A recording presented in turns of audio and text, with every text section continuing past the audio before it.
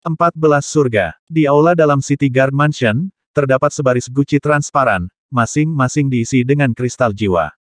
Luo Zeng duduk di atasnya dalam bentuk yang sol, menyerap kristal jiwa terus-menerus.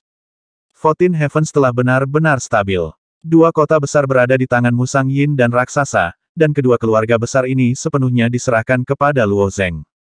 Dapat dikatakan bahwa Luo Zeng tidak melakukan apa-apa, dan sumber daya seluruh surga ke-14 akan dikirimkan kepadanya secara terus-menerus.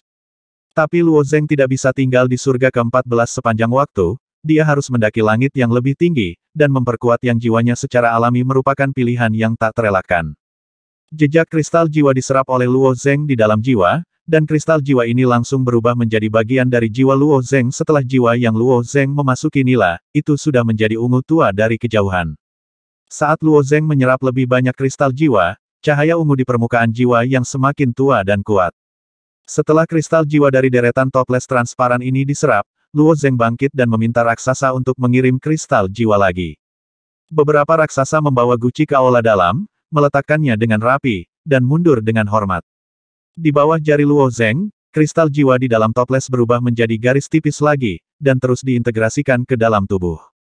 Setelah Luo Zeng menyerap 3 kaleng, dia tiba-tiba merasakan rasa jijik, cahaya ungu di permukaan tubuh tampak bersinar sangat terang, dan cahaya ungu jenuh.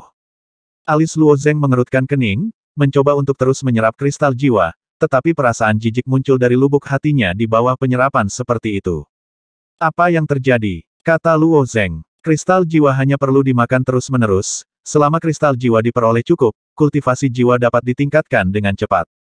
Di surga pertama, Ling Xuang memberitahunya hal ini ketika Luo Zeng melihat kristal jiwa untuk pertama kalinya. Tapi sekarang dia tidak bisa menyerapnya. Ketika Luo Zeng masih bingung, suara 9527 keluar tanpa kehilangan kesempatan, karena jiwamu telah dibudidayakan ke tingkat jiwa nilai yang ekstrim, secara alami itu tidak dapat ditingkatkan lagi. Jiwa nilai yang ekstrim. Luo Zeng meregangkan keluar tangannya, melihat kecemerlangan ungu yang kaya di permukaan telapak tangan. Itu benar, kristalisasi jiwa bukanlah tentang meningkatkan jiwa yang Anda tanpa batas. Setelah menyerapnya ke tingkat tertentu, ia akan mencapai batas. Batas ini disebut jiwa indigo pamungkas, 9527 menjelaskan. Luo Zeng berpikir sejenak, tetapi bertanya kultivasi jiwa yang telah mencapai batas di sini. Bukankah jiwa Kaisar Timur, Senior Qiyu, dan Selirian semuanya adalah jiwa nila? Mengenai kata-kata 9527, Luo Zeng tidak bisa dipercaya. Apakah itu menghadapi Feng Nu atau Qiyu Yinhe? Luo Zeng merasakan tekanannya tidak kecil, dan aura yang dipancarkan oleh jiwa mereka jauh lebih kuat, yang tidak bisa dipalsukan. Teorinya memang begitu, jawab 9527, itu secara alami dapat memahami keraguan Luo Zeng, dan kemudian berkata tetapi ada cara lain untuk memperkuat diri Anda setelah mencapai jiwa indigo pamungkas, untuk memasuki kota jiwa, ubah tubuh jiwa, menjadi tubuh pikiran yang tidak berwarna, dan memasuki level baru. Tubuh pikiran yang tidak berwarna. Luo Zeng mendengarnya untuk pertama kalinya.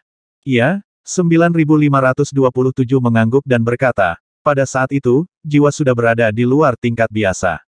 Jiwa dari tubuh pikiran yang tidak berwarna jauh lebih kuat, dan dapat melawan tubuh fisik pada tingkat ini. Jiwa yang ada di pantai seberang selalu sangat dirugikan, tidak peduli lapisan apapun, makhluk dari sisi lain dapat menanganinya secara sewenang-wenang, dan hampir sulit untuk dilawan. Tapi setelah langit ke-29 membentuk tubuh pikiran yang tidak berwarna, situasinya berubah. Meski tubuh fisiknya masih kuat, namun jiwanya berubah menjadi bentuk baru, dan bukannya tanpa kekuatan untuk melawan, beberapa eksistensi yang lebih menonjol memiliki kekuatan untuk membunuh makhluk di sisi lain. Juga, untuk mengoreksi salah satu pikiranmu, 9527 melanjutkan orang-orang seperti Selirian, Feng Nu, dan Qiyu Yinhe semuanya telah memasuki kota jiwa dan mempraktikkan tubuh pikiran tanpa warna, tetapi Kaisar Timur berbeda, dia adalah seorang orang yang telah memasuki 33 lapisan dari 3 surga yang jernih, dan tingkat jiwanya berbeda, dan tubuh pikiran yang tidak berwarna lebih kuat. Ada lapisan lain di tubuh pikiran yang tidak berwarna. Mata Luo Zeng berkedip tunjukkan sentuhan warna. Lebih dari satu lantai, kata 9527 dengan senyum tipis. Dengarkan kamu, ada banyak lapisan. Luo Zeng berkata dengan heran. Hei, 33 lapisan dan 3 langit jernih adalah inti dari pantai seberang. Setiap kali kamu berjalan jauh, kamu akan memiliki kesempatan. Baik tubuh dan jiwamu akan menderita dan menjadi lebih kuat. Apakah itu berarti itu siapa yang melangkah ke dalamnya memiliki kemampuan untuk melampaui dunia? Sejauh ini belum ada yang memasuki kedalaman Sanxingtian. Titik. Di Sanxingtian, tidak ada jawaban untuk tingkat apa yang dapat dikembangkan oleh jiwa, dan seberapa kuat tubuh itu. Anda bisa bertanya pada roh giok, kata 9527.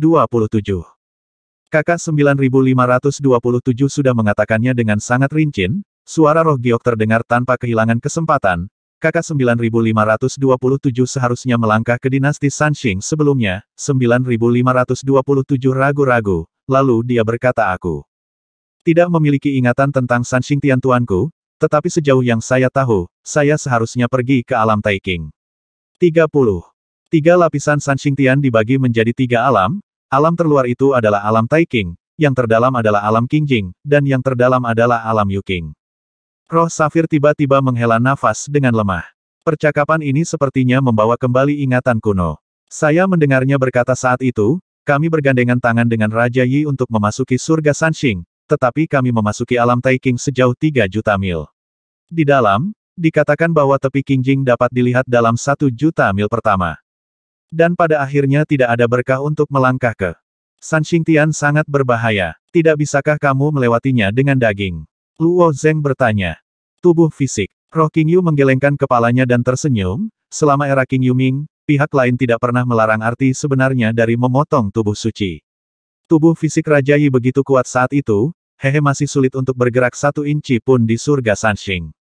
Qingyu Ming semua makhluk sangat kuat secara fisik, belum lagi Raja Yi.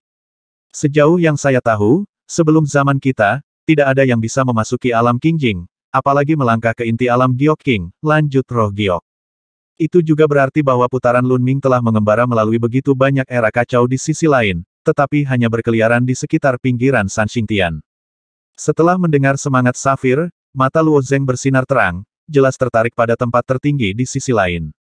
Sekarang setelah saya melahap kristal jiwa yang cukup dan mencapai jiwa indigo yang ekstrim, saya benar-benar ingin menyerang langit yang lebih tinggi. Meskipun lapisan ke-29 Changrong Tian jauh dari Luo Zeng, ia seharusnya dapat melarikan diri dengan basis kultivasi jiwanya yang sangat nila, tetapi Luo Zeng masih memiliki kunci ke sisi lain dari lapisan ke-17. Kunci rahasia dari sisi lain ini diperoleh dari benih rahasia pengatur darah 6 pola, dan itu mungkin terkait dengan rahasia umat manusia di sisi lain, jadi dia secara alami ingin menyelidikinya. Setelah membuat keputusan, Luo Zeng sekali lagi memerintahkan orang untuk melepaskan kristal jiwa. Sebagian besar dari kristal jiwa yang terkumpul dialokasikan untuk para murid di lantai pertama Tanah Duka Pedang. Bahkan Chun Hao, yang berada di peringkat nomor 1, menerimanya, dan hampir semua murid di lantai pertama mundur ke lantai 14 surga. Tetapi Luo Zeng sendiri juga mempertahankan sejumlah besar kristal jiwa, yang pertama kali dipasok oleh Luo Zeng ke Luo Yan, Ling Xuang dan Feng Ge, diikuti oleh beberapa orang dari suku Jiuli. Setelah kristal jiwa ditarik, raksasa meletakkan tumpukan batu giok yang memotong tubuh, dan Luo Zeng juga mundur dari sisi lain, dan kemudian memasuki sisi lain dengan tubuhnya. Potongan giok tubuh pemotong dihancurkan, diserap, dan disempurnakan oleh Luo Zeng. Sekarang kekuatan tubuh fisik Luo Zeng dibagi menjadi beberapa bagian. Pertama-tama, kekuatan tubuh fisik itu sendiri, sebelum Chaotic Source Realm, kekuatan fisik Luo Zeng dapat dikatakan yang terbaik di antara semua makhluk hidup. Yang kedua adalah semangat kekacauan.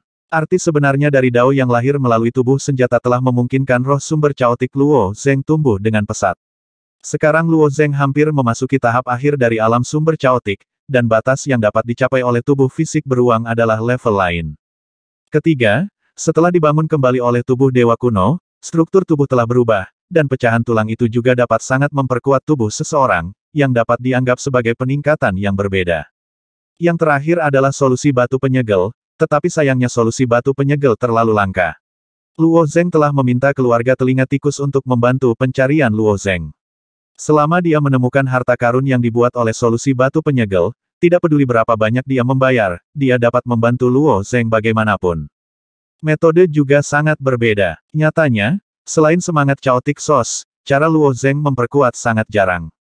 Sebaliknya, itu harus dianggap sebagai cara paling normal untuk memperkuat diri dengan memotong giok tubuh, tetapi sekarang hanya Luo Zeng dan Feng Ge yang dapat menggunakannya. Setelah menyerap beberapa potong batu giok tubuh, Luo Zeng meletakkan salah satunya di tangannya, dan kemudian bertanya jiwa yang memiliki batas ekstrim jiwa nila, bukankah tubuh fisik juga memilikinya? 9527 terdiam beberapa saat, dan kali ini terdengar ledakan tawa yang hangat, tubuh daging, hehehe, tentu saja ada dewa kehancuran. Memasuki sisi lain, menyerap giok tubuh yang memotong dan menjadi lebih kuat, yang disebut katup di zaman kuno keadaan fisik sesuai dengan nila jiwa. Namun, setelah arti sebenarnya Li Fasein fisik dilarang, tidak ada yang bisa berlatih dengan cara ini lagi, dan bahkan makhluk yang mengetahui Venture Body Realm menjadi semakin berkurang, dan kemudian mereka digantikan oleh Chaotic Source Realm setengah sendok air, karena Chaotic Source Realm secara teoritis adalah cara untuk memperkuat, bukan alam. Hanya saja aturan di seluruh kekacauan itu seperti ini, dan semua orang tidak berdaya. Apakah tidak akan ada tempat seperti kota jiwa di sisi lain langit, di mana kamu ingin memperkuat tubuhmu? Luo Zeng menebak lagi. Kamu menebaknya dengan benar lagi, tetapi penguatan tubuh fisik bukan di surga ke-29, tetapi di surga 30 giok, yang disebut tempat perampokan, jawab 9527. Tanah tulang perampokan Luo Zeng menuliskan namanya.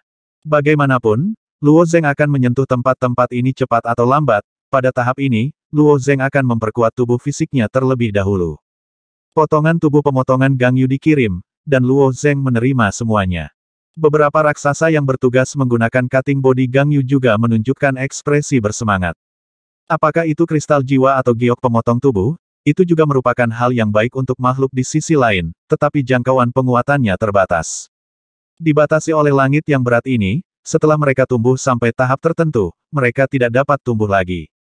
Giok pemotongan tubuh yang diserap oleh Luo Zeng sudah cukup untuk memperkuat ratusan raksasa, dan melihat momentum Luo Zengri tanpa henti, saya tidak tahu berapa banyak yang akan dia serap. Ayo lagi. Luo Zeng memerintahkan para raksasa setelah menyerap giok pemotong tubuh di aula dalam. Dia merasa bahwa dia telah menyerap banyak giok tubuh pemotongan, tetapi tubuh fisiknya sepertinya belum mencapai batasnya. Salah satu raksasa membungkukkan tangannya dengan hormat kepada Luo Zeng dan berkata, Tuan penjaga kota, tidak banyak giok pemotong tubuh di kota Wanling tidak lagi. Wajah Luo Zeng menunjukkan sedikit kekecewaan. Klan raksasa dan klan musang kita masih memiliki beberapa. Jika Tuan penjaga kota membutuhkannya, aku akan mencari Patriark Bloodhawk, kata raksasa itu lagi. Raksasa dapat berdiri di kota Wanling karena Luo Zeng sendirian. Raksasa ini kejam, tetapi mereka juga sangat jujur dan setia, dan mereka dapat menyumbangkan segalanya untuk Luo Zeng tanpa syarat. Tidak perlu. Luo Zeng menggelengkan kepalanya. Dia tahu bahwa raksasa akan mengambil semua batu giok yang memotong tubuh, tetapi dia tidak perlu melakukannya. Bagaimana dengan kota Tianshui? Batu giok yang memotong tubuh kota Tianshui telah dikirim dalam batch ya, Tuan Cheng Wei dan Tuan Feng Ge telah menyempurnakannya, diperkirakan akan sulit dalam waktu singkat, jawab raksasa itu. Sebagai kristalisasi jiwa, giok pemotong tubuh lebih populer. Lagi pula, makhluk biasa di sisi lain tidak akan naik ke langit yang lebih tinggi. Mereka membutuhkan giok pemotong tubuh untuk memperkuat diri, jadi stoknya tidak banyak. Aku mengerti, Luo Zeng mengangguk. Setelah dia bangun, dia datang ke aula dalam lainnya. Di aula dalam ini, Feng Ge juga menyerap batu giok yang terpotong. Setelah Feng Ge menyerap tubuh pemotongan Gangyu, itu hanya dapat memperkuat tubuh murni di pantai seberang. Feng Ge di dunia induk tidak dapat memperoleh manfaat, tetapi juga bermanfaat untuk meningkatkan batas tubuh murni. Feng Ge tidak akan mengendur. Dia memperhatikan bahwa Luo Zeng masuk, menghancurkan sepotong giok pemotong tubuh, dan setelah menyerapnya, dia tersenyum dan berkata, Luo Zeng, giok pemotong tubuh yang Anda biarkan saya perbaiki hilang. Feng Ge merasakan tubuh murni menjadi lebih kuat, dia juga berharap untuk menyempurnakan lebih banyak body cutting jade. Setelah penolakan Luo Zeng di Istana Taitian, mentalitas Feng Ge tenang. Lagi pula, dia tahu hati Luo Zeng, dan juga mengerti bahwa masalah ini tidak bisa diburu-buru. Pada gilirannya, Feng Ge pergi untuk menghibur Pastor Kaisar. Giok pemotong tubuh dari seluruh surga ke-14 telah disempurnakan oleh kami. Jika kami ingin mengumpulkan lebih banyak giok pemotong tubuh, saya khawatir kami harus pergi ke surga yang lebih tinggi, kata Luo Zeng dengan sedikit senyum. Kalau begitu kita akan meninggalkan surga ke-14. Feng Ge bertanya dengan kilatan mata. Tidak realistis untuk tinggal di surga ke-14 sepanjang waktu. Dia berharap untuk pergi ke surga yang lebih tinggi bersama Luo Zeng. Ada dua hal lagi sebelum pergi, kata Luo Zeng lagi. Agas hitam tampaknya memiliki daya tarik yang kuat pada orang-orang murni, Luo Zeng menilai bahwa menelan agas hitam pada awalnya memiliki cara untuk meningkatkan kemampuan orang-orang murni. Jadi selama periode waktu ini, Luo Zeng juga memerintahkan suku Musang untuk pergi ke domain gelap untuk berkomunikasi dengan suku bermata satu di domain gelap, berharap mereka dapat menangkap lebih banyak agas gelap. Adapun cara melahap agas hitam berdarah ini dengan anggun bukan masalah besar, daya tarik agas hitam berasal dari sari darah pada serangga, setelah cacing dikupas, serap sari darahnya ya. Selain agas hitam, hal lain adalah tentang token pihak lain. Totem Lisen Luo Zeng hanyalah tanda yang diperkuat dari sisi lain surga ke-13.200 dewa tidak buruk di surga ke-13, tetapi tidak cukup untuk meletakkannya di surga ke-14, apalagi tubuh Luo Zeng perangkat yang cerah juga dapat memberikan kenyamanan yang lebih kuat, dan jika ada peluang, itu akan digantikan oleh seleksi alam. Setelah mengeluarkan kotak hitam, Luo Zeng mulai berurusan dengan genangan agas hitam berdarah. Karakteristik agas gelap ini mirip dengan yang ditebak Luo Zeng, dan darah di dalamnya memancarkan daya tarik yang kuat pada makhluk itu sendiri. Jadi ketika saya pertama kali melihat agas hitam, perasaan aneh itu tidak hanya terjadi pada Feng Ge, tetapi juga terjadi pada Luo Zeng. Namun, dengan sedikit pengekangan, Luo Zeng menghilangkan perasaan ini, tetapi Feng Ge, sebagai orang yang murni, tidak dapat meninggalkan keinginan tubuh itu sendiri. Sekarang Luo Zeng telah menjadi orang yang murni setelah membunuh dewa, dia mungkin dapat memahami dorongan batin Feng Ge. Setelah membuka kotak hitam, mulut Luo Zeng dipenuhi cairan, dan dia mencoba yang terbaik untuk menelan darah dan daging, di dalamnya sangat sulit untuk menahan dengan kemauannya. Karena darah, mayat ini bisa dibuang. Dia memeras semua darah agas hitam, dan kemudian mengeluarkan mayat yang rusak dari kotak hitam. Mayat yang datang ke domain cahaya telah hanya satu hasil, itu benar-benar ditelan oleh domain cahaya. Adapun darah di kamera obskura, Luo Zeng menyesap dengan ragu-ragu, selain merasakan rasa yang aneh, dia tidak memiliki banyak perasaan. Setelah memastikan bahwa tidak ada masalah, Luo Zeng juga membiarkan Feng Ge minum beberapa teguk, dia berkata sambil tersenyum saya hampir memakan serangga menjijikkan ini di medan gelap, saya tidak menyangka akan meminum darahnya sekarang. Luo setelah Zeng dan Feng Ge berbagi darah agas hitam, dia mencoba melepaskan cahaya langit yang tak terbatas, dan Feng Ge juga mencobanya. Dengan Feng Ge melambaikan tangannya, cahaya putih menyala dilepaskan dari tubuhnya, dan seluruh aula bagian dalam dipenuhi cahaya putih untuk sementara waktu. Bagaimana perasaanmu? Luo Zeng bertanya. Mungkin sudah tumbuh sedikit kata Feng Ge ragu. Luo Zeng berkata sambil tersenyum saya tidak bisa merasakannya, tetapi itu seharusnya memiliki sedikit efek, tetapi bak ini bukanlah hal yang sangat berharga. Jika Anda ingin tumbuh besar, diperkirakan akan ada banyak serangga untuk ditelan. 14 Dewa Chongtian tinggal di alam gelap selama bertahun-tahun, dan jumlah agas hitam yang dia makan cukup banyak, dan dia tidak tumbuh ke tingkat yang tak tertandingi, yang menunjukkan bahwa melahap satu atau dua agas hitam tidak banyak berpengaruh. Feng Ge menjulurkan lidahnya meskipun agas hitam sangat menarik, tetapi dia ingin menelan banyak dari mereka dan meminum darah mereka, dan dia masih memiliki refleks terkondisi untuk merasa jijik di hatinya. Suku Musang telah menempatkan token dari pihak lain yang dikumpulkan selama periode ini. Jumlah token dari sisi lain ini cukup banyak, dengan total lebih dari 600 buah, beberapa token dari sisi lain adalah senjata yang dikumpulkan oleh raksasa dan musang. Secara alami, Luo Zeng tidak akan menyembunyikan token ini dari pantai lain. Setelah dia dan Feng Ge memilih, mereka akan membiarkan Luo Yan dan murid-murid berkebangsaan Li mengambilnya, dan kemudian giliran orang-orang di tanah kesedihan pedang. Di sebelah token sisi lain, ada dua telinga tikus yang siaga. Di mata suku Musang, token dari sisi lain ini adalah senjata yang relatif kuat, atau biji dengan energi, senjata ajaib, Del. Sulit untuk diklasifikasikan, dan sulit untuk membedakan yang baik dari yang buruk. Tikus telinga adalah orang jenius yang pandai berdagang, dan mereka juga pandai mengidentifikasi token dari sisi lain. Token di sisi lain meja di depan saya jarang terjadi, tetapi sebagian besar mungkin ada di tangan mereka.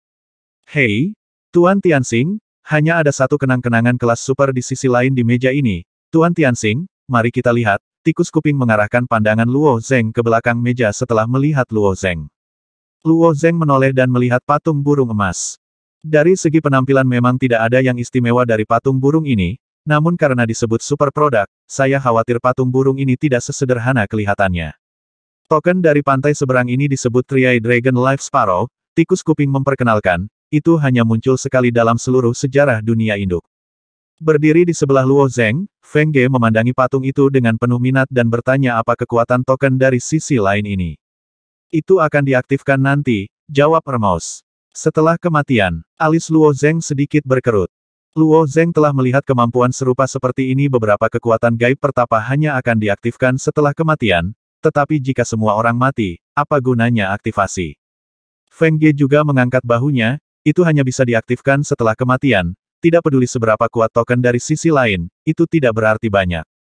Hermos memperhatikan ekspresi Feng Ge, dan menambahkan jangan meremehkan kemampuan burung kehidupan naga bermata tiga, setelah diaktifkan setelah mati, ia akan memasuki gelombang kemarahan, dan membunuh orang yang membunuhmu, menelan, kekuatannya sangat kuat. Jadi apa? Benda ini paling banyak dapat menukar satu kehidupan, kan? Kata Feng Ge. Setelah melahap lawan, ia akan mengandung tuannya lagi di tubuhnya, dan semuanya akan utuh setelah kelahiran kembali, tambah Hermos. Mendengar kata-kata telinga tikus, mata Luo Zeng menunjukkan sedikit keterkejutan, itu bisa menghidupkan kembali tubuh. Bahkan jika itu hancur berkeping-keping.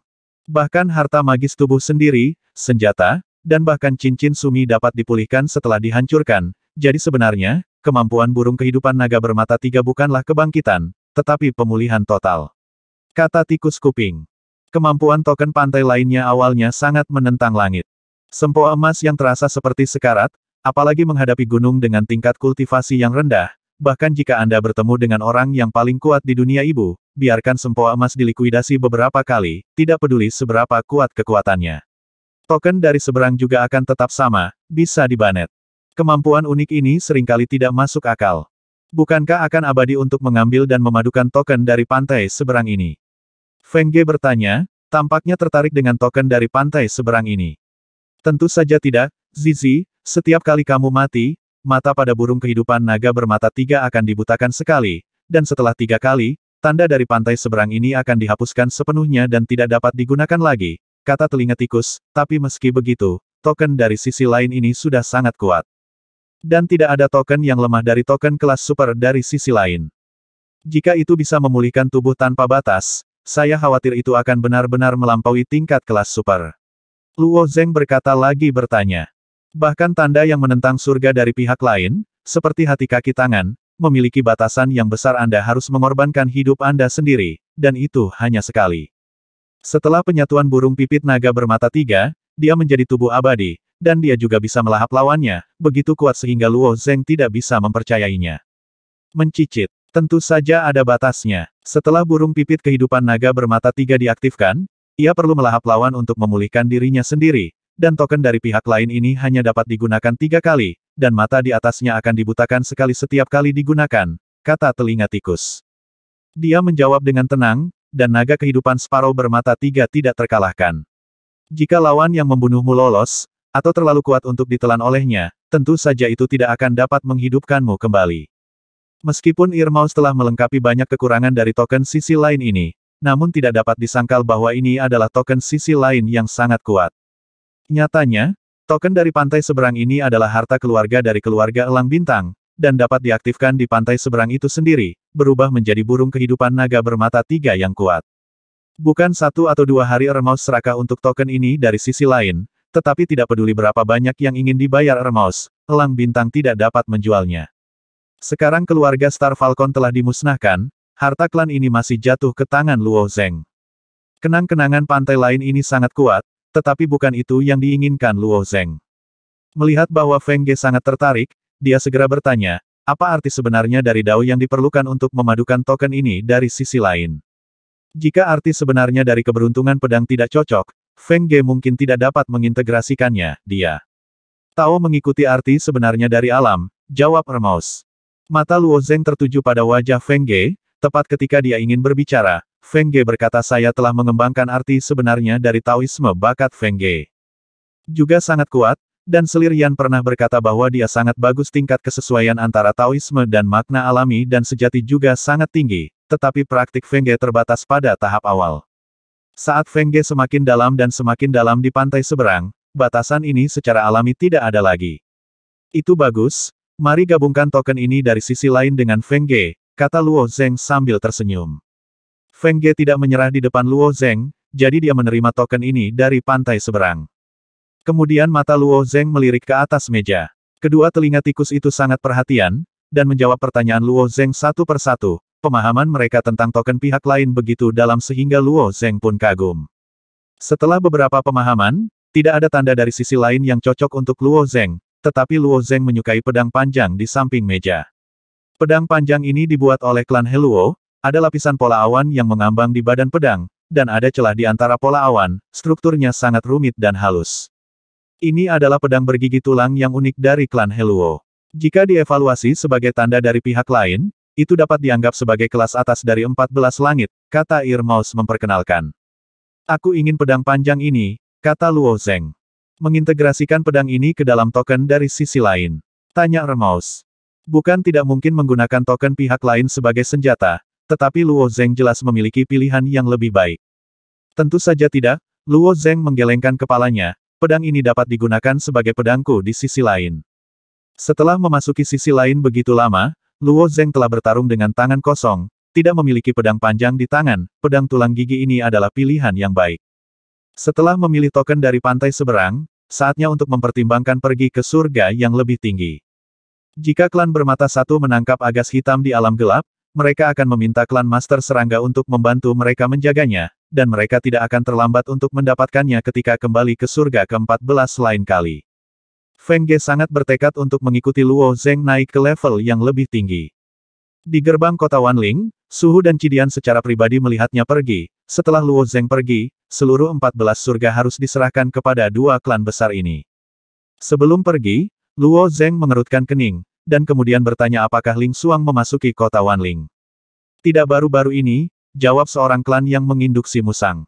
Luo Zeng memandang Feng Ge, tetapi berkata haruskah saya pergi ke Gunung Taiyi untuk menemuinya. Setelah kembali ke tanah kesedihan pedang, Zhou Xun memberitahu situasi Gunung Taiyi, dan Luo Zeng juga sangat prihatin. Gunung Taiyi sedang sibuk sekarang, kamu hanya akan menambah kekacauan jika kamu pergi lagi. Belum lagi ada begitu banyak orang kuat di Gunung Taiyi, bahkan tidak bisa menjaga Ling Xuang. Feng Ge bertanya balik. Mendengar kata-kata Feng Ge, Luo Zeng mengangguk tanpa sadar. Kemudian Luo Zeng membuat pengaturan lain dengan Cidian, tidak peduli sumber daya apapun, semuanya akan dialokasikan sesuai dengan persyaratan berkabung. Tetapi setelah Ling Xuang memasuki pantai lain, semua sumber daya akan diprioritaskan untuknya, termasuk Ling Xuang Luo Zeng sendiri.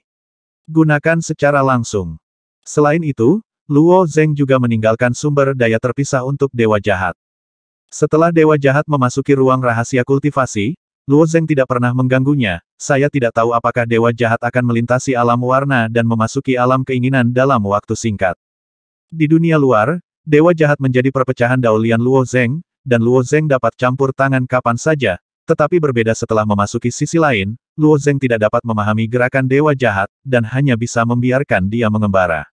Setiap lapisan langit di alam bentuk terhubung satu sama lain oleh cincin bintang, bahkan setiap ras memiliki cincin bintang yang independen, dan situasi di alam keinginan serupa.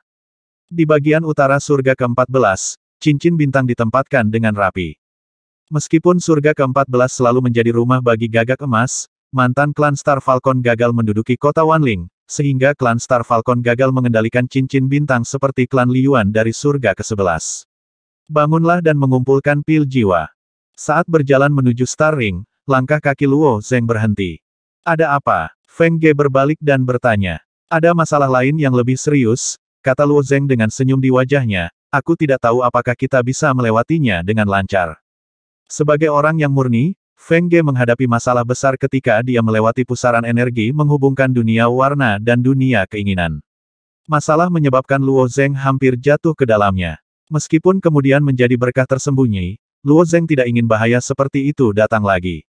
Secara teoritis, yang murni tidak dapat melewati surga berikutnya, jika tidak bagaimana mereka bisa disebut Tuhan dari surga selanjutnya. Cobalah dan kamu akan tahu. Feng Ge tidak terlalu banyak berpikir, tetapi tampak cukup percaya diri. Faktanya, dia juga seorang wanita yang cerdas dan bijaksana, tidak mungkin untuk menjadi sembrono di masa lalu, tetapi setelah mengalaminya dengan Luo Zeng beberapa kali, dia menemukan bahwa Luo Zeng selalu memiliki cara untuk mengubah pembusukan menjadi sihir. Tidak peduli apa yang terjadi sekarang, ada kepercayaan misterius pada Luo Zeng di tulangnya, dan tampaknya Luo Zeng dapat menyelesaikannya dengan tangannya. Aku hanya bisa mencobanya, aku akan masuk dulu, Luo Zeng mengangguk. Agar aman, dia melangkah ke ring bintang terlebih dahulu. Saat cincin bintang mekar dengan jejak cahaya putih, Luo Zeng merasa tubuhnya hancur. Wosh! Feng Ge yang berada di luar melihat sinar putih dari cincin bintang, melesat lurus ke atas. Sudut mulutnya terangkat, dan dia tersenyum, bukankah ini bagus? Setelah Luo Zeng naik, dia juga melangkah ke cincin bintang dan terbang menuju surga ke-15. Situasi yang dikhawatirkan Luo Zeng tidak muncul. Baik dia dan Feng Ge mencapai surga ke-15 dengan sangat lancar. Mungkin karena mereka bukan makhluk dari pantai seberang, aturan yang membatasi Tuhan ke surga tertentu di pantai seberang tidak berpengaruh. Meskipun Luo Zeng khawatir, itu adalah hal yang baik. Setelah Luo Zeng meninggalkan gerbang bintang, yang menarik perhatiannya adalah dunia yang gelap. Ketika dia menemukan ada area gelap di segala arah, wajahnya penuh dengan warna-warna aneh. 15 surga semua area gelap. Luo Zeng bertanya dengan wajah aneh. Saya pernah mendengar bahwa lantai 15 Xuanxingtian telah ditelan oleh area gelap, hanya menyisakan area tengah. Saya tidak menyangka bahwa area gelap masih meluas, dan tampaknya area tengah pun akan ditelan naik, kata Feng. Suara lagu itu terdengar di belakang Luo Zeng. Di seluruh surga ke-15, kecuali area di mana cincin bintang ditempatkan, semua tempat lainnya adalah area gelap, yang sama sekali tidak berharga untuk dijelajahi oleh orang biasa. Luo Zeng dan Feng Ge mampu menjelajahi alam gelap. Tetapi Luo Zeng khawatir tentang kunci rahasia pantai lain di surga ke-17, dan tidak ingin tinggal terlalu lama di surga ke-15, jadi dia memilih untuk melanjutkan ke atas. Keduanya terbang lagi. Luo Zeng tidak tinggal terlalu lama di surga ke-16, dan menarik Feng Ge untuk terus naik. Di surga ke-17, cincin bintang umat manusia ditempatkan di puncak gunung. Dari surga ke-14 ke surga ke-17, setelah melewati surga ketiga, tekanan tiba-tiba meningkat. Tekanan ini mungkin tidak kecil untuk orang lain, tetapi Feng Ge telah menyerap cukup kristal jiwa, mencapai jiwa indigo ekstrim seperti Luo Zeng, dan secara alami beradaptasi dengan tekanan ini dengan tenang. Ini langit ke-17, apakah kamu ingin terus naik? Feng Ge bertanya. Berdiri di puncak pegunungan dan melihat bentangan gurun yang luas di kejauhan, dia merasa sedikit sunyi, dan dia mungkin juga pergi ke surga yang lebih tinggi. Ada di sini, jawab Luo Zeng. Feng Ge melirik Luo Zeng dengan aneh, apa yang penting di 17 Heavens? Jika Luo Zeng ingin menemukan token yang bagus dari sisi lain, dia bisa pergi ke surga yang lebih tinggi. Memang, kata Luo Zeng, kamu tunggu aku. Kemudian Luo Zeng mundur dari sisi lain, mengaktifkan dua tombol samping lainnya dalam benih rahasia penstabil darah, dan mulai melafalkan bahasa Sanskerta yang telah diuraikan oleh Luo Nian. Busa Guli. Setelah melantunkan, Luo Zeng mengulurkan tangannya dan dengan lembut mencetak garis-garis pada kunci di sisi lain. Ketika Luo Zeng kembali ke sisi lain, sudah ada peta dan strip di tangannya. Telapak tangan ada garis-garis dengan panjang berbeda, dan garis-garis ini bersinar dengan kilau redup. Kunci pantai lainnya. Feng Ge menatap cahaya di telapak tangan Luo Zeng. Ya, Luo Zeng mengangguk. Ada sedikit keraguan di mata Feng Ge. Meskipun nilai kunci satu sama lain sangat tinggi, surga ke-17 masih belum cukup untuk mata Luo Zeng, belum lagi kuil surga ke-17, jika Luo Zeng membutuhkannya, Feng Ge bisa mendapatkan pengganti kunci Gao Zongtian. Keraguan milik keraguan, tetapi dia memiliki kepercayaan yang tidak dapat dijelaskan pada pilihan Luo Zeng karena dia bersikeras untuk menjelajah. Maka kunci pantai lain ini pasti agak rahasia. Luo Zeng melirik peta di telapak tangannya, lalu melihat sekeliling dan membandingkan medan di sekitarnya. Medan di sekitarnya tidak cocok dengan peta di kunci pantai lainnya. Ini normal, lagi pula, luas sisi lain tidak kecil, dan medan surga ke-17 juga relatif rumit, mungkin butuh banyak usaha untuk menemukan medan yang sesuai. Cincin bintang surga ke-17 diatur di pegunungan tengah. Surga ke-17 umumnya relatif sepi meskipun ada beberapa ras dari sisi lain, mereka belum mendirikan kota Wanling seperti surga ke-14 kota Tianshui, kota besar. Setelah menuruni gunung, Luo Zeng menuju ke selatan. Dikelilingi bukit-bukit rendah tandus dengan ketinggian 3 hingga 500 kaki, pemandangan di sekitarnya juga tak kalah indahnya. Saat dia bergerak maju, Luo Zeng juga memeriksa, tetapi tempat yang dia lewati dan peta di tangannya masih tidak cocok. Setelah memeriksa dengan cara ini, kecepatan keduanya juga melambat. Dalam satu hari satu malam, mereka berdua hanya berjalan ke selatan sejauh lebih dari 50 mil dalam garis lurus, dan masih ada jarak yang cukup jauh ke selatan, belum lagi wilayah luas seluruh surga ke-17. Jika Anda ingin berjalan selangkah demi selangkah, memeriksa peta di atas mungkin hitungan tahun Mongki. Ini tidak akan berhasil, ini buang-buang waktu saja, Luo Zeng meremas telapak tangannya dan berkata dengan cemberut. Tentu saja itu sia-sia, kata Feng Ge dengan senyum ringan, tetapi jika kamu melanjutkan ke selatan, itu adalah wilayah ras manusia gajah dari surga ke-17. Seharusnya lebih mudah untuk menemukan mereka peta dari surga ke-17. Mendengar kata-kata Feng Ge, Luo Zeng terdiam beberapa saat, dengan ekspresi tak berdaya di wajahnya, ternyata Feng Ge sudah lama tidak dapat menemukannya dengan kata lain, apakah itu kuil Tiankui? Atau kuil Mitian? Bukan Luo Zeng yang mencari sendiri di peta, kali ini adalah pertama kalinya Luo Zeng mencari kuil, dan dia tidak memiliki banyak pengalaman. Menurut apa yang dikatakan Feng Ge, setelah melanjutkan ke selatan sekitar 100 mil, pegunungan pendek di sepanjang jalan menghilang, dan padang rumput besar muncul, dan pagar besar berdiri di kedua sisi padang rumput. Bagaimana pagar ini dibangun begitu tinggi, dan rumput di dalamnya juga Luo Zeng mendongak, matanya sedikit terkejut. Pagar di tepi padang rumput setinggi 1000 kaki dibandingkan dengan pagar ini, bukit-bukit rendah di depan tidak lebih dari gumpalan kecil tanah. Adapun padang rumput itu, padang rumput macam apa yang ada di sana? Setiap rerumputan setinggi puluhan kaki, menjulur seperti pohon besar, sebaliknya, Luo Zeng dan Feng Ge lebih kecil dari semut.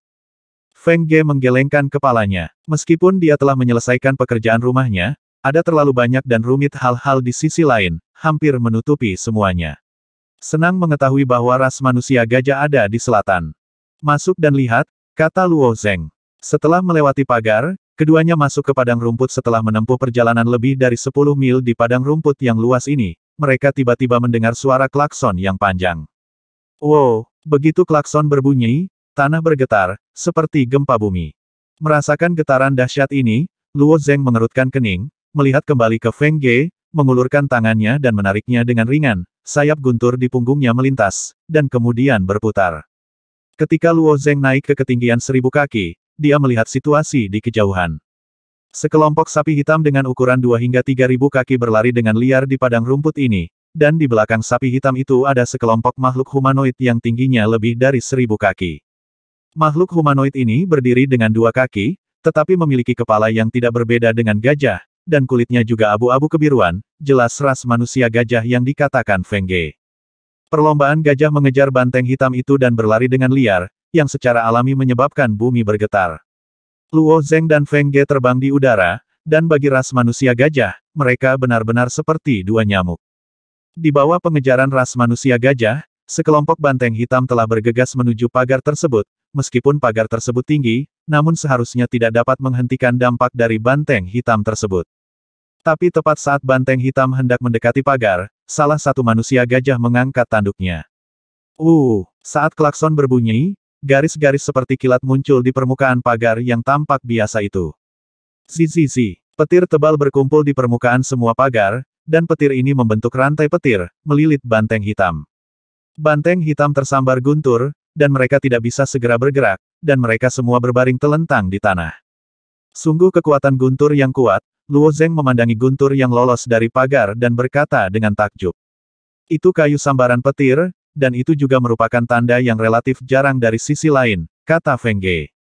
Menutupi mereka berdua, ada suara tumpul dan kasar pada saat yang sama, kepala.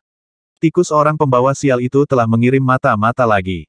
Berdiri di belakang Luo Zeng dan Feng Ge juga seorang gajah besar. Manusia gajah tampaknya sangat marah dengan kedatangan Luo Zeng dan Feng Ge. Begitu suara itu jatuh, sebuah tangan raksasa telah menepuk kepala Luo Zeng dan Feng Ge. Bang! Luo Zeng berbalik dan melindungi Feng Ge, tetapi tubuhnya ditampar oleh tamparan ini, dan mereka berdua jatuh ke tanah dan menabrak tanah dengan keras.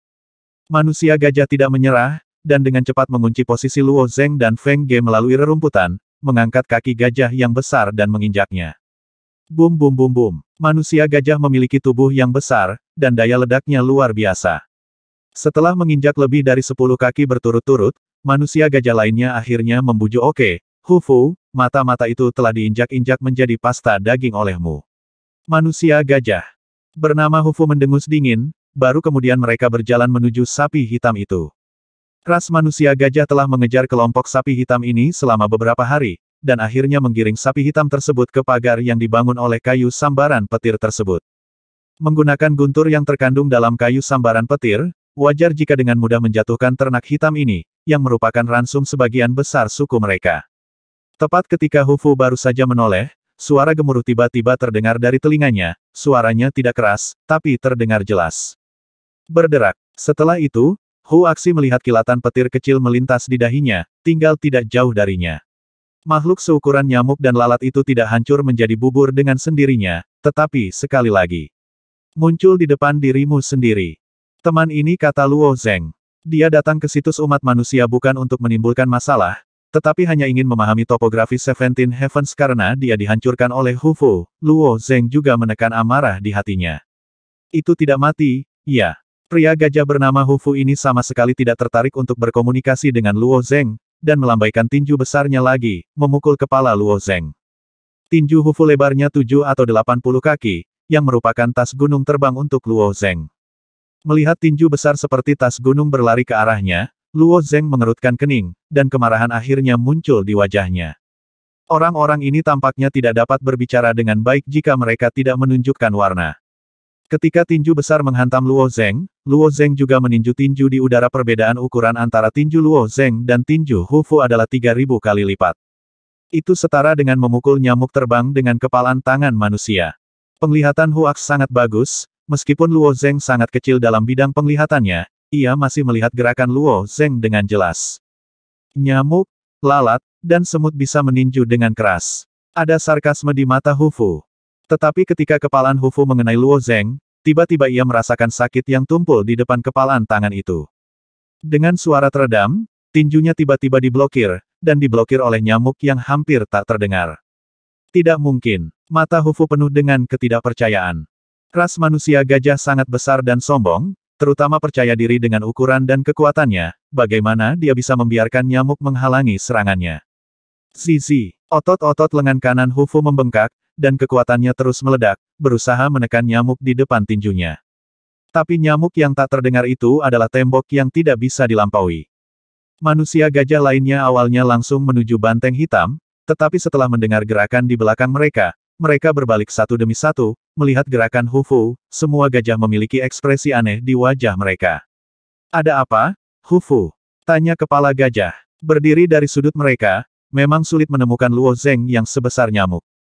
Wajah Hu Aks memerah, dan semua kekuatan di tubuhnya habis. Dia hampir menggertakkan giginya dan berkata, kekuatan benda kecil ini sangat kuat. Hu Aks menarik tinjunya saat dia berbicara, dan bergerak menuju Luo Zeng menghancurkannya. Hah! Boom! Pukulan ini mengenai dinding yang tak terlihat lagi, dan udara ke segala arah diaduk, dan rerumputan hijau setinggi puluhan kaki juga jatuh, tetapi Luo Zeng masih menahan pukulan itu dengan kuat ambil dengan mantap. Untuk menangkap tinju Hu Fu, Luo Zeng mengeluarkan kekuatan Senjun dan menyebarkannya menjadi tinju setinggi ratusan kaki. Jika dia hanya memusatkan kekuatannya di tubuhnya untuk menghadapi pukulan Hu Fu, dia mungkin akan seperti jarum baja dan langsung menuju kepalan Hu Fu. Aku tidak percaya. Hu Fu meraung. Tinjunya, seperti tetesan hujan jatuh menuju Luo Zeng. Luo Zeng berdiri di udara, mengangkat satu tangan sedikit, dan di bawah penyebaran kekuatan ilahi yang tak terlihat, ruang transparan di sekitarnya sedikit terdistorsi, membentuk tembok kekuatan yang tinggi, tetapi memblokir semua serangan Hu Fu. Luo Zeng bermaksud menunggu kekuatan gajah ini habis sebelum berkomunikasi dengannya.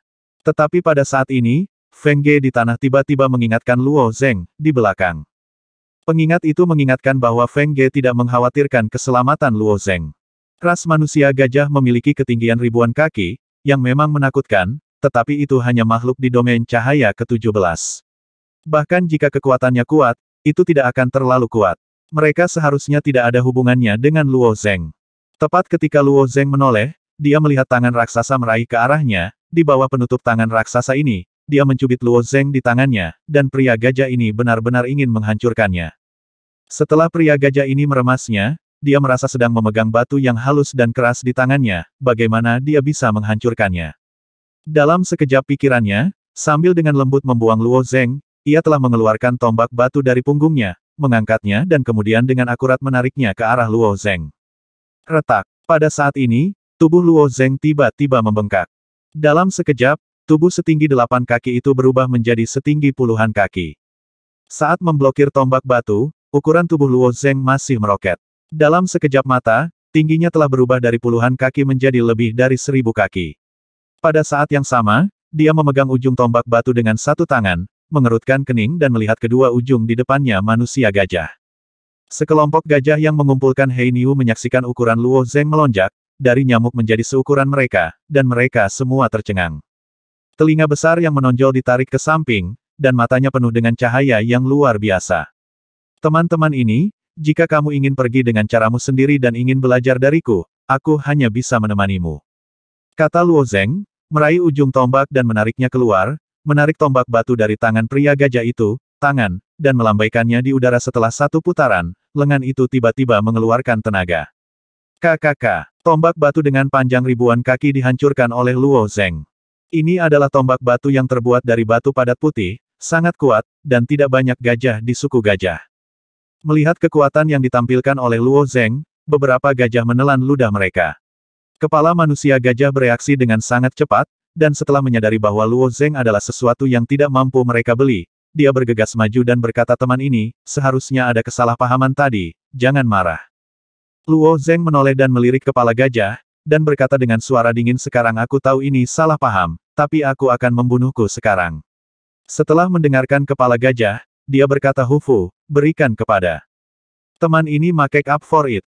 Huax memandang Luo Zeng, yang tiba-tiba menjadi lebih besar, dan masih memiliki ekspresi konyol di wajahnya. Dia belum mengalami era Dewa Kemarahan, jadi tentu saja dia tidak melakukannya, tidak tahu kekuatan gaib seperti itu. Seekor nyamuk dan lalat menjadi ukurannya sendiri dalam sekejap mata. Namun, Luo Zeng tiba-tiba berubah menjadi setinggi 1000 kaki, yang cukup mengejutkan. Hufu tidak memiliki sedikit pun ketidakpuasan di hatinya, dia menggulung hidung gajah di wajahnya dan dengan tulus meminta maaf.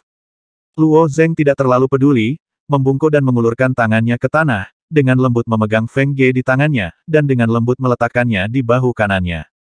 Meskipun Feng Ge telah mendengar tentang Dewa Kemarahan, dia belum pernah melihat Luo Zeng menunjukkannya, dia tiba-tiba melihat Luo Zeng Hua menjadi raksasa setinggi 1000 kaki, dan dia juga memasuki keadaan tercengang. Duduk di bahu Luo Zeng, memandangi kepala Luo Zeng seperti gedung tinggi, dia memiliki ekspresi kusam di wajahnya untuk waktu yang lama. Sekarang kesalahpahaman telah dihilangkan, gajah-gajah ini lebih sopan kepada Luo Zeng. Gajah-gajah lain mulai berurusan dengan sapi hitam yang terbunuh oleh sambaran petir kayu, dan kepala gajah memperkenalkan dirinya kepada Luo Zeng. Saya adalah kepala suku gajah, Lei Qiao, Anda tidak boleh berasal dari sisi lain, kan? Tapi yang ada di pundakmu wanita itu sepertinya adalah ras manusia. Suku manusia gajah adalah ras yang sangat tertutup, dan tidak banyak komunikasi dengan dunia luar, tetapi sebagai kepala suku, setelah itu tinggal di surga ke-17 begitu lama, dia tahu lebih banyak daripada manusia gajah biasa. Itu memperhatikan wanita di bahu Luo Zeng dan dapat dengan jelas melihat penampilannya. Ini adalah makhluk dari sisi lain. Itu dia adalah ras manusia dari sisi lain. Kata Luo Zeng sambil memperhatikan ekspresi dari kepala gajah. Dia percaya bahwa surga ke-17 memiliki petunjuk kepada orang-orang dari sisi lain, dan makhluk dari sisi lain di surga ke-17 mungkin mengetahui sesuatu, jadi dia sengaja memanggil Feng Ge ras manusia dari sisi lain, hanya untuk melihat reaksinya, dari kepala gajah. Tapi ekspresi Lei Qiao normal, dia hanya mengerang, dan bertanya lagi, tapi saya tidak tahu mengapa Yang Mulia datang ke wilayah gajah manusia kita. Saya datang ke sini untuk menemukan surga ke-17. Saya tidak tahu jika ras manusia gajah dapat memberikan salinan peta, saya dapat menggunakan Soul Pill, atau cutting body jade untuk membeli, kata Luo Zeng. Lei Qiao tidak bodoh, ketika Luo Zeng berbicara tentang peta, dia menunjukkan ekspresi yang jelas di wajahnya, tetapi bertanya tujuan Yang Mulia, apakah itu untuk kuil? Langit ke-17. Lokasi candi hanya ditandai di peta, dan tidak ada petunjuk arah di peta, jika tidak ada peta besar untuk perbandingan, Anda hanya bisa menjelajah sedikit. Ditebak oleh Lei Qiao sekaligus, wajah Luo Zeng tidak banyak berubah. Kami tidak memiliki peta surga ke-17, tetapi kami memiliki peta selatan. Aku akan membawamu kembali ke suku untuk mendapatkannya, kata Lei Qiao dengan tangan besar, adapun pembelianmu dari kami, itu orang asing. Kepala manusia gajah itu berani. Setelah gajah-gajah itu membalikkan banteng hitam itu, mereka menusuk lehernya dengan tombak batu, dan mengikat banteng hitam itu, mereka membentuk kelompok yang terdiri dari 2 orang dan membawa 7 atau 8 banteng hitam ke depan. Luo Zeng juga mengikuti tim panen ini, berjalan ke selatan di sepanjang tengah padang rumput. Padang rumput di bagian selatan pantai lain terbentang sejauh mata memandang, setelah masuk jauh ke pedalaman padang rumput, Anda hanya bisa melihat tanaman hijau di sekitarnya, seolah-olah tidak ada habisnya. Feng Ge duduk di bahu Luo Zeng, seolah duduk di puncak gunung besar, yang terasa aneh dan baru. Dia tahu bahwa ayahnya dan Fuxi bisa menjadi sangat besar, itu karena mereka telah berlatih dengan metode pelatihan tubuh dewa kuno, dan pada dasarnya tidak ada yang berlatih seperti ini. Feng Ge curiga bahwa Luo Zeng bukan dari era ini. Setelah berjalan di sepanjang padang rumput ini hampir sepanjang hari, rumah-rumah rendah muncul di depan mereka. Tentu saja, pendeknya rumah-rumah ini relatif terhadap ukuran gajah yang sangat besar, dan tinggi absolutnya masih lebih dari 1000 kaki, tetapi tampilan rumah-rumah ini sangat sederhana. Luo Zeng tidak memiliki banyak kontak dengan ras manusia gajah, tetapi dia mungkin memiliki penilaiannya sendiri. Ras manusia gajah ini harus menjadi ras asli yang lahir di pantai seberang. Jika makhluk dalam kekacauan telah mengalami perkembangan jangka panjang, bahkan jika mereka pindah ke sisi lain, akan ada peradaban yang lebih maju. Namun, ras asli seperti ras manusia tidak banyak berhubungan dengan dunia luar, dan mereka selalu hidup di sudut, sehingga mereka secara alami sangat terbelakang. Oleh karena itu, makanan dan pakaian mereka, termasuk senjata, cukup sederhana, dan mereka tidak memiliki kekuatan dan tubuh yang besar. Lei Qiao dan rombongannya kembali ke suku dengan piala mereka. Sejumlah besar manusia gajah keluar dari rumah rendah untuk menemui mereka. Sebagian besar gajah yang tinggal di suku itu tua, muda, sakit dan lemah, dan bisa hanya mengandalkan yang muda dan kuat di suku. Berburu kembali untuk jatah.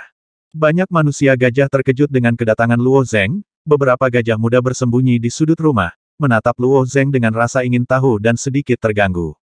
Yang mulia, tolong ikuti saya, dan saya akan membawa Anda ke sana untuk mendapatkan petanya, kata Lei Qiao. Luo Zeng mengikuti Lei Qiao dan datang ke sebuah rumah di pusat keluarga, meskipun rumah ini masih sederhana, namun beberapa kali lebih luas dari rumah lainnya. Setelah memasuki rumah, saya melihat manusia gajah di tengah rumah. Manusia gajah itu sedang duduk bersila, dan tubuhnya ditutupi dengan cat minyak berwarna cerah, kulitnya. Ini High Priest of Thunder Valley kami, Lei Qiao memperkenalkan. Status imam besar jelas lebih tinggi dari kepala Lei Qiao. Setelah Lei Qiao memasukinya, dia membungkuk kepada imam besar Thunder Valley dan berkata, Imam besar, teman asing ini ingin melihat peta selatan. High Priest of Thunder Valley memandang Luo Zeng beberapa kali, telah mengendalikan suku dengan Chief Lei Qiao selama bertahun-tahun, dan memiliki kepercayaan besar pada Chief Lei Qiao. Imam besar itu hanya mengangguk, tanpa bertanya lebih lanjut, dia bangkit dan mengeluarkan papan kayu. Setelah membalik papan kayu itu, dia melihat peta dengan ketinggian tidak rata terukir di bagian depan papan kayu. Setelah itu, High Priest of Thunder Valley menyingkir dan menutup matanya lagi. Ini adalah bagian selatan surga ke-17, dan kita ada di sini, kata Lei Qiao, menunjuk ke arah di bawah peta, yang merupakan pedalaman padang rumput. Luo Zeng melirik dan menemukan bahwa sebagian besar padang rumput dikelilingi oleh pagar yang terbuat dari kayu sambaran petir, tidak mudah membangun pagar sebesar itu. Saya tidak tahu apakah itu dibangun oleh ras gajah atau makhluk lain. Satu surga dan satu surga memiliki rahasia, yang melibatkan rahasia ras manusia gajah. Meskipun Luo Zeng penasaran, dia tidak bertanya terlalu banyak, tujuannya adalah untuk menemukan lokasi kuil. Setelah membalik tangannya, peta yang dipantulkan oleh kunci pantai lainnya mulai terlihat, dan Luo Zeng mulai mencarinya di peta. Tatapannya beralih dari atas ke bawah, memeriksa dan membandingkan area satu per satu. Medan padang rumput di selatan tidak rumit, jadi Luo Zeng menghilangkannya secara langsung, dengan fokus membandingkan 4 sudut peta. Setelah sekitar sebatang dupa, Luo Zeng telah menyelesaikan perbandingan, dan alis yang semula diregangkan hanya mengerutkan kening, tidak ada target Luo Zeng di peta ini. Kepala Lei Qiao memperhatikan ekspresi wajah Luo Zeng, dan bertanya yang mulia, Anda tidak menemukannya. Peta ini hanya mencatat wilayah selatan surga ke-14, dan normal untuk tidak menemukannya. Luo Zeng mengangguk, karena saya tidak dapat menemukannya di sini, saya hanya dapat mencarinya di tempat lain. Tepat ketika Luo Zeng hendak pergi secara langsung, Feng Ge di bahunya tiba-tiba berkata tunggu sebentar Luo Zeng, lihat di ujung kanan peta. Karena jarak antara Feng Ge dan Luo Zeng terlalu besar, suaranya benar-benar seperti nyamuk umumnya berdengung. Feng Ge menyadari bahwa Luo Zeng tidak dapat mendengar dengan jelas, dan mengulangi kekuatan infus ulang dengan keras. Luo Zeng mendengar bentuk tubuh Feng Ge dan melihat ke sisi kiri peta. Di paling kiri peta, padang rumput berhenti tiba-tiba, digantikan oleh gurun. Mungkin karena gurun, peta di papan kayu ini tidak terlalu akurat, ukirannya tidak jelas, dan ada beberapa makna yang kabur. Namun demikian, Persimpangan antara padang rumput dan gurun menggambarkan bentuk labu, dan itu adalah labu berperut 3. Lihat lagi sisi kiri peta di telapak tanganmu, apakah ada gelombang? Kata Feng Ge lagi. Setelah Luo Zeng melihat peta yang diubah dari kunci pantai lain di telapak tangannya, matanya sedikit berkedip, gelombang ini kebetulan cocok dengan bentuk setengah labu di bawah. Dia bahkan menekan telapak tangannya ke bawah untuk membandingkan posisinya, dan setelah memeriksa dengan cermat, itu benar-benar terlihat semakin mirip. Feng Ge masih berhati-hati, kata Luo Zeng dengan senyum di wajahnya. Ya, kata Feng Ge dengan senyum manis. Ketika Luo Zeng memperhatikan orientasi ini, kepala Lei Qiao, yang berdiri di sampingnya, tiba-tiba menunjukkan ekspresi yang tidak wajar di wajahnya. Luo Zeng mengulurkan jarinya dan bertanya ke arah ini kepala, arah ini seharusnya meninggalkan wilayah ras manusia gajah Anda. Apakah Anda tahu di mana ini? Tempat ini Lei Qiao menunjukkan keraguan. Luo Zeng memandang Lei Qiao dengan aneh, apakah tempat ini agak istimewa? Imam besar yang tadinya menutup matanya tiba-tiba membuka matanya, lalu berkata orang asing, saya menyarankan Anda untuk membatalkan rencana Anda untuk pergi ke sana, itu bukan wilayah yang bisa Anda injakkan mengapa? Tentu saja Luo Zeng tidak akan melakukannya, karena sepatah kata dari pendeta tinggi, dia tersentak. Di sana sangat berbahaya, sangat berbahaya. Bahkan Tuhan yang paling berkuasa di surga ke-17 kita telah jatuh ke dalam 3 di antaranya. Kata imam besar. Mendengar ini, Luo Zeng juga sedikit terkejut, dan Feng Ge mengerutkan kening. Mengandalkan kekuatan yang murni, mereka berjalan dengan sangat mudah di pantai seberang tempat ini sepertinya bukan apa-apa, tapi 3 dari yang murni mati. Tuhan juga jatuh ke dalamnya. Dan 3 orang jatuh. Bagaimana ini mungkin? Luo Zeng sedikit tidak bisa dipercaya. Hei, anak muda tentu saja tidak tahu sejarah ini, tapi aku, orang tua, masih mengingatnya dengan jelas. Mereka bertarung sengit di surga ke-17 selama bertahun-tahun, hanya untuk memperebutkan posisi Tuhan. Pergi. Kata imam besar, menunjuk ke sisi paling kanan peta, mereka semua untuk tempat itu, tapi tempat itu terlalu berbahaya, jadi mereka ingin menggunakan kekuatan Tuhan, tapi sayangnya Tuhan tidak memiliki kemampuan untuk masuk, itu. Siapa mereka? Luo Zeng bertanya dengan mata menyipit. Aku tidak tahu, imam besar itu menggelengkan kepalanya, aku masih kecil saat itu, dan umat manusia kita sering mengalami bencana yang tidak masuk akal. Baru setelah mereka gagal 3 kali berturut-turut, mereka akhirnya memilih untuk menyerah, naik, dan suku kami menetap. Ketika sampai pada ingatan itu saat itu, High Priest memiliki rasa pahit di mulutnya. Aku bisa mendengarmu berkata, mereka lebih dari 1 faksi. Luo Zeng bertanya. Ya, setidaknya ada 3 faksi, jawab imam besar itu. Mampu bersaing langsung untuk memperebutkan posisi Tuhan, kekuatan seperti itu mungkin adalah peradaban teratas di sisi lain. Dalam benak Luo Zeng, suku bermata 1 dan mongki hitam muncul. Selain itu, bocah bermata 3 dari surga ke-13 sepertinya berasal dari kekuatan lain. Mungkinkah ketiga kekuatan ini? Jadi kamu tidak mau pergi ke sana, tidak ada kehidupan sama sekali. Imam besar itu memperingatkan. Meskipun dia tidak bisa melihat keterampilan Luo Zeng, imam besar juga mengerti bahwa Luo Zeng jelas bukan orang biasa, tetapi bagaimana jika dia lebih kuat? Bisakah dewa-dewa itu jauh lebih kuat? Terima kasih atas pengingatnya, jika terlalu berbahaya, itu benar-benar tidak sebanding dengan risikonya. Luo Zeng membungkukkan tangannya kepada pendeta tinggi. Mendengar kata-kata Luo Zeng, ekspresi aneh muncul di wajah Feng Ge di pundaknya. Dalam keadaan seperti itu, tidak mungkin bagi Luo Zeng untuk mundur. Kemudian Luo Zeng tidak tinggal di ras manusia gajah meskipun kepala Lei Qiao tetap tinggal, Luo Zeng masih pergi bersama Feng Ge. Tidak lama setelah meninggalkan suku ras manusia gajah, sosok Luo Zeng menyusut dengan cepat, dan pada saat yang sama meraih Feng Ge dan mendarat di rerumputan hijau. Berat keduanya seperti setetes embun, membengkokkan rumput ke bawah. Benar-benar berencana untuk pergi. Feng Ge tampak curiga. Tentu saja tidak, Luo Zeng menggelengkan kepalanya, matanya menunjukkan kedalaman, tetapi ras manusia gajah sepertinya tidak ingin kita masuk. Tidak ada harapan. Apakah mereka memenuhi syarat untuk menghentikan kita? Feng Ge berkata dengan enteng. Belum lagi Luo Zeng, bahkan jika Feng Ge hanya 1/1000 dari ukuran umat manusia, itu masih bisa membunuh mereka. Tentu saja mereka tidak dapat menghentikan mereka, tetapi saya curiga manusia gajah ini juga terkait dengan peradaban besar itu, atau bahwa manusia gajah adalah peradaban yang tinggal di sini dengan tujuan untuk menjadi mata, kata Luo Zeng. Sebelumnya, Luo Zeng menduga bahwa pagar itu tidak dibangun oleh manusia gajah, sekarang tampaknya tujuan dari pagar ini mungkin untuk membatasi wilayah dan membatasi manusia gajah di padang rumput. Itu hanya kesimpulanmu, kata Feng Ge. Terlepas dari apakah ada kemungkinan ini atau tidak, kita akan masuk setelah melewati keluarga ini, yang selalu jauh lebih aman, jawab Luo Zeng. Itu sama. Setelah rencana sesingkat itu, Luo Zeng membawa Feng Ge melintasi bagian utara padang rumput dan langsung pergi ke area yang ditandai di peta. Di suku gajah.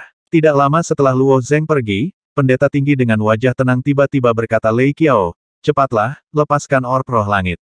Mendengar permintaan ini, tubuh Lei Qiao sedikit bergetar.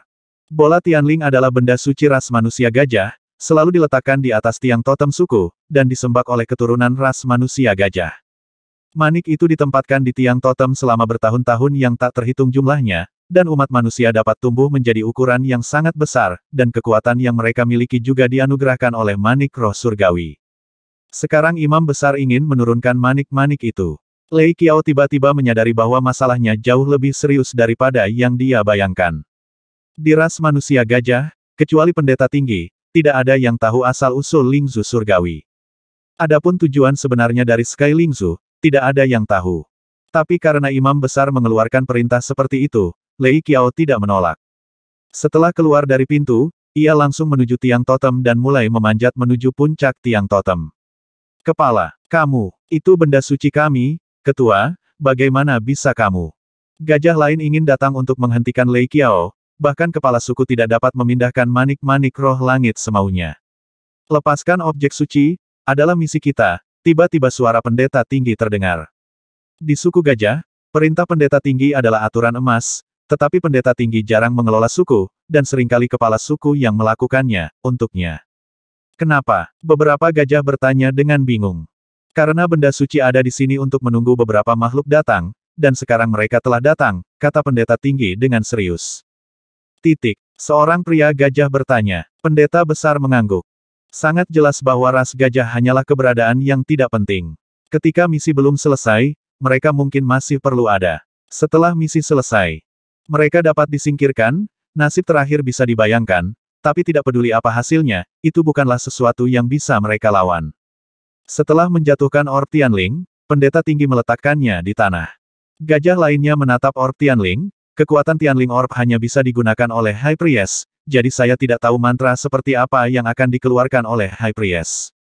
Tepat ketika semua orang mengharapkan, imam besar itu tiba-tiba mengulurkan tangannya dan mengeluarkan tombak batu dari punggung Lei Qiao. Hah! Tombak batu diayunkan, dan jatuh dengan keras ke arah orb roh langit. Ah! High Priest! Benar-benar tidak mungkin. Bahkan Lei Qiao tercengang saat ini, tapi dia tidak bisa menghentikannya, dan melihat tombak batu itu terangkat. Tombak batu menghantam Tian Lingzu secara langsung, dan Tian Lingzu jatuh dan dihancurkan oleh tombak batu, berubah menjadi partikel putih tembus pandang di tanah semua. Gajah memandangi raksasa itu dengan ekspresi ketakutan. Para pendeta, mereka tidak tahu mengapa pendeta tinggi menjadi gila dan menghancurkan benda suci ras gajah. Tepat ketika seluruh suku panik, perubahan lain tiba-tiba terjadi pada partikel putih di tanah. Mereka sedikit bergetar, seolah-olah semut kecil mulai bergerak. Butiran putih ini mungkin sangat kecil untuk manusia gajah, tetapi sebenarnya diameter Tian Lingzu sendiri adalah 70 hingga 80 kaki, dan setiap butiran putih tembus pandang seukuran kepalan tangan orang biasa. Fragmen putih terus diatur, dan dengan cepat disusun menjadi formasi melingkar besar, dan kemudian semua fragmen putih melepaskan energi yang kuat, dan formasi unik diaktifkan. Cahaya putih melesat langsung ke langit dari padang rumput. Luo Zeng dan Feng Ge sedang melintasi bagian belakang padang rumput setelah melihat seberkas cahaya melesat di kejauhan. Sosok Luo Zeng tiba-tiba berhenti. Itu adalah wilayah suku Xiangren, kata Feng Ge dengan serius. Sepertinya tidak ada yang naik, Luo Zeng cemberut. Cahaya putih yang lurus ke atas agak mirip dengan cincin bintang, dan begitu kaki depan Luo Zeng berjalan, ada seberkas cahaya terbang menuju bagian atas kaki belakang. Ini tidak mungkin kebetulan. Sepertinya masalahnya mungkin berasal dari kunci rahasia di tanganmu, kata Feng Ge. Menurut ras manusia gajah, tempat berbahaya di tepi padang rumput tidak terlalu tersembunyi. Setidaknya kekuatan besar itu mengetahui keberadaan tempat ini, tetapi mereka tidak ada hubungannya dengan itu. Mungkin begitu, Luo Zeng memandangi cahaya putih tanpa ekspresi, dan cahaya itu berangsur-angsur menghilang dan menghilang dari pandangannya. Kita akan mempercepat retak. Diiringi oleh kilat yang keluar dari guntur, Wing, Luo Zeng dan Feng Ge berubah menjadi sambaran petir dan terbang di sepanjang padang rumput hijau seperti lautan ini. Sinar cahaya putih itu terus naik ke atas dan dengan cepat menembus ke langit ke-18. Di puncak gunung tinggi di langit ke-18, ada lingkaran sihir kecil yang tersembunyi. Ketika cahaya putih menembus ke langit ke-18, lingkaran sihir itu juga memancarkan cahaya putih ke arah langit ke-19. Di sebuah lembah di surga ke-19, sebuah lingkaran sihir kecil dibuka. 20 surga 20. 1 surga 20. 2 surga 30 surga. 31 Congtian 32 surga. Di dalam aula besar, ada lingkaran sihir logam besar. Lingkaran sihir logam ini berputar sepanjang waktu, dan di bawah jalinan berbagai garis, energi menakutkan sedang diaduk di dalamnya. Ketika cahaya putih menembus ke dalam 30 langit, lingkaran sihir logam itu tiba-tiba berguncang. Hah! Bola cahaya kecil mengeluarkan suara aneh. Di dalam bola cahaya, ada cahaya air biru-biru yang berfluktuasi, dan lampu air itu mengembun membentuk kristal es yang panjang dan tipis. Itu adalah anggota suku Yuanling, dan juga roh air terlemah di suku Yuanling, jadi dikirim ke sini untuk menjaga lingkaran logam. Lingkaran sihir surga ke-17 telah diaktifkan. Apa yang bisa dimiliki oleh surga ke-17 roh air itu berpikir. Secara umum, klan Yuanling hanya akan mengarahkan pandangan mereka ke surga ke-29 ke atas, di bawah surga ke-29, benar-benar tidak ada yang layak mendapat perhatian klan Yuanling. Beberapa hari yang lalu, ada kabar bahwa ada orang suci di surga ke-14, dan kedua orang suci ini adalah ras manusia. Meski begitu, Yuan Lingzu baru saja mengeluarkan keputusan untuk membiarkan Monkey Hitam rendahan itu mengambil tindakan, dan Yuan Lingzu tidak mengambil tindakan lebih lanjut karena itu tidak perlu. Tanpa diduga, tidak lama setelah itu, mata yang terkubur di 17 Heaven juga mengaktifkan lingkaran sihir, dan Sui Ling secara alami sangat aneh. Surga ke-17. Mungkinkah tanah yang berbahaya itu? Cahaya biru-biru tiba-tiba menyebar dari tubuh Sui Ling ini. Setelah cahaya di tubuhnya menyebar, ia mulai mengedipkan teman-temannya. Orang-orang dari klan Yuanling tidak hanya individu, tetapi juga saling bergantung dan terintegrasi. Ketika memanggil teman-temannya, ia telah menyesuaikan suara panggilan ke level tertinggi. Jadi dalam sekejap, semua orang Yuanling yang bisa menanggapi Sui Ling segera berkumpul di dalamnya. Di dalam tubuh roh air ini, ada sedikit cahaya keemasan yang menyilaukan mengambang, dan kumpulan api panas. Ada apa? Ini sepertinya berita dari bawah. Huff. Ini hanya berita dari surga ke-17. Apakah kamu perlu menelepon semua orang? Orang-orang Yuanling dalam Sui Ling ini mengungkapkan ketidakpuasan mereka satu demi satu. Mereka merasa bahwa Sui Ling ini membuat keributan dari sarang tikus mondok. Sui Ling tidak berbicara. Saat lingkaran sihir logam terus berputar, gambar buram terungkap di depan semua orang, di mana adalah lembah guntur manusia gajah berwarna-warni. Transmisi informasi di pantai lain sangat rumit, bahkan orang Yuanling yang memiliki pemahaman menyeluruh tentang pantai lain hanya dapat melewati transfer dari satu lapisan ke lapisan lainnya. Setelah lebih dari selusin transfer, sungguh luar biasa citra umat manusia masih bisa terungkap. Pendeta Lei Gu tidak bisa melihat gambar di sisi lain, hanya sekelompok cahaya putih samar yang muncul di atas lingkaran sihir. Lei Gu tahu betul bahwa kelompok cahaya putih ini mewakili ras yang kuat itu. Berkat ras yang kuat inilah ras manusia gajah dapat bertahan hidup dengan aman di surga ke-17. Secara teori, kelompok cahaya memang dewa yang menyelamatkan suku manusia gajah. Imam besar Lei Gu memberi isyarat, mendesak semua gajah untuk berlutut. Termasuk Lei Qiao, semua gajah berlutut di tanah, memberi penghormatan kepada bola cahaya putih dengan khusyuk. Di surga 32, Sui Ling, atau kumpulan banyak Yuanling, menunjukkan sedikit ketidaksabaran setelah melihat pemandangan ini. Yuanling adalah makhluk paling murni, lagi pula mereka terdiri dari elemen paling dasar. Di mata mereka, semua makhluk berdaging dan berdarah itu najis dan kotor. Hal yang sama berlaku untuk ras manusia gajah. Ada apa? Tanya roh air. Meskipun dia memanggil teman-temannya, Sui Ling masih merupakan tubuh utama, dan karena kesopanan, dia harus berbicara terlebih dahulu. Aku melihat kunci rahasia di sisi lain.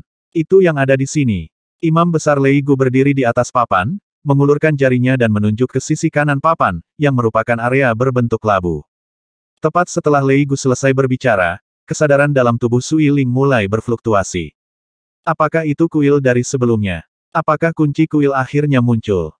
Kami mencoba yang terbaik untuk masuk ke dalamnya, Tetapi para orang menyebalkan itu bertarung selama bertahun-tahun, dan pada akhirnya tidak ada yang berhasil.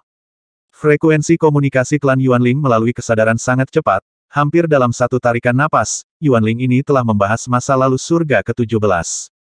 Pada awalnya, tiga kekuatan yang bersama klan Yuanling semuanya mengambil posisi Dewa Surga ke-17, pada saat itu, klan Yuanling mengira hanya mereka yang bisa menggali benda-benda di tempat berbahaya, dan mereka pasti gagal dalam tamat. Namun, kegagalan dua kekuatan lainnya memberi Yuan Lingzu kenyamanan psikologis, jadi tempat berbahaya surga ke-17 ditunda seperti ini Yuan. Lingzu hanya mendukung gajah surga ke-17 dengan santai, dan jika tombol samping lainnya muncul suatu hari, mereka secara alami akan segera mengetahuinya. Faktanya, klan Yuanling tidak memiliki banyak harapan, untuk waktu yang cukup lama, mereka hampir melupakan ras manusia gajah, sampai Lei Gu, pendeta tinggi dari ras manusia gajah, menghancurkan orb roh surgawi.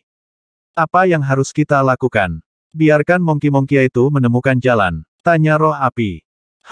Monkey-Monkey itu hanya bisa bersembunyi di kegelapan. Apa gunanya mereka? Beberapa waktu lalu, urusan surga ke-14 bahkan lebih kacau, dan keberhasilannya lebih dari sekadar kegagalan. Jin Ling berkata dengan dingin. Wilayah cahaya bukan masalah, kuncinya adalah Monkey tidak cukup kuat, dan yang murni dari langit ke-17 tidak berada di bawah kendali kita, jadi saya khawatir kita hanya bisa turun ke Monfire Slave Suiling menyarankan di sampingnya. Tidak ada keraguan tentang kekuatan Yue Huonu, tetapi harga yang harus dibayar langsung dari 32 surga tidaklah kecil, dan kekuatan Yue Huonu juga akan sangat ditekan. Dalam keadaan normal, budak api bulan tidak akan turun di bawah surga ke-30, tetapi kesempatan seperti itu jarang terjadi, dan itu patut mendapat perhatian klan Yuanling. Sementara orang-orang Yuanling lainnya ragu-ragu, roh api mengajukan pertanyaan yang sangat penting, ras manakah makhluk yang memegang kunci di sisi lain. Lei Gu, pendeta tinggi di lingkaran logam, menunggu bola cahaya.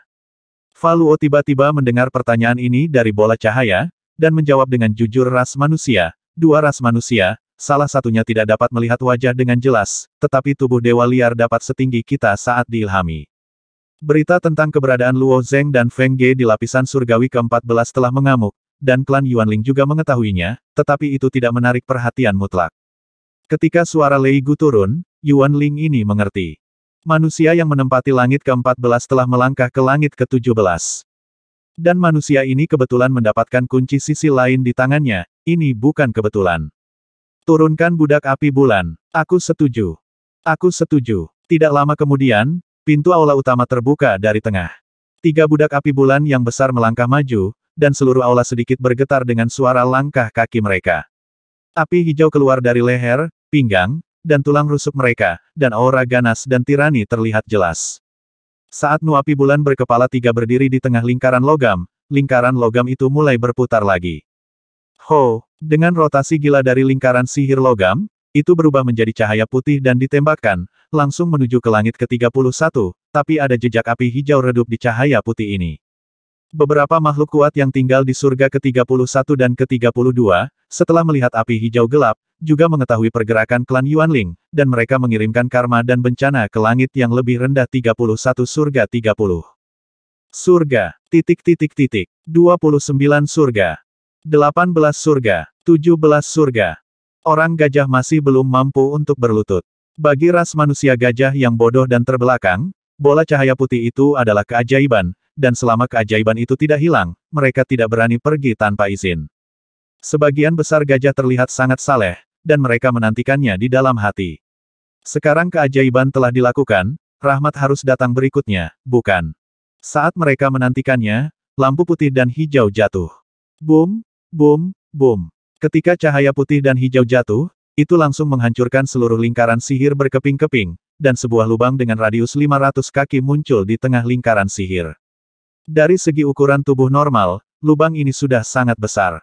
Tapi gajah dan manusia tingginya lebih dari 1000 kaki, dan jebakan besar ini hanya seukuran tangki air yang mereka gunakan. Di dalam lubang, tiga budak api bulan yang besar perlahan merangkak keluar darinya. Ketika mereka melihat gajah yang lebih besar di sekitar mereka, ketiga budak Monfire tercengang sejenak.